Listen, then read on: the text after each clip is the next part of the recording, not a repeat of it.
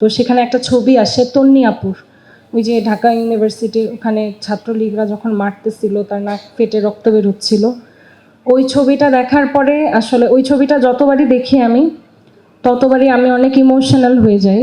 কারণটা হচ্ছে আমার ভাই আন্দোলনে যাওয়ার আগে ওর শেষ পোস্ট ছিল আপুকে নিয়ে। ও ওই পোস্টটা করে ও বলছিল যে ওর মনে হচ্ছে এটা ওর বোন, ও আর থাকতে পারতেছে না। ইনফ্যাক্ট ওই ছবিটা যখন মানে দেখে, সে আম্মুকেও দেখায় বারবার যে আম্মু দেখো এইভাবে আমার বোনদেরকে মারতেছে, এইভাবে তাদের গায়ে হাত তুলতেছে, আমি কিভাবে বাসায় বসে থাকবো? আমি কি ছেলে না?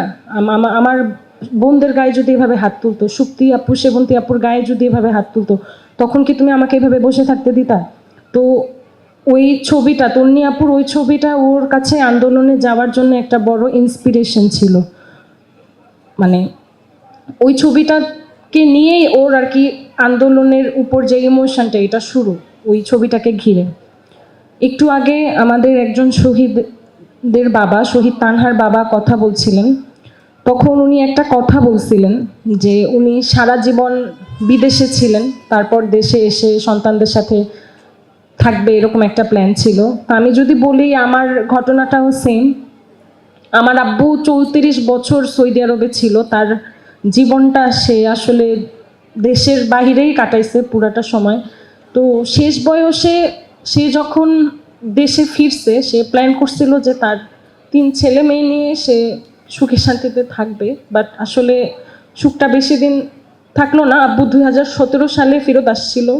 সে প্ল্যান করছিল যে এবার ছেলে মেয়েরা একটু একটু বড় হয়েছে, হয়তো মানে তার কষ্টের দিনগুলো শেষ হবে। আমি সাধারণত কোথাও যাই ইমোশনাল হই না, আমি চেষ্টা করি অনেক আটকায় রাখার জন্য। আমার ফ্যামিলিতে আমরা 2 বোন 1 ভাই, তো ভাই চলে যাওয়ার পরে এখন শুধু আমি আর আমার বড় বোন। আর আমার আব্বুর এইজ হচ্ছে 66 ইয়ার্স এখন। তো 65 বছর বয়সে সে তার 19 বছরের সন্তানকে দাফন করছে, যেটা আসলে এত ইজি না।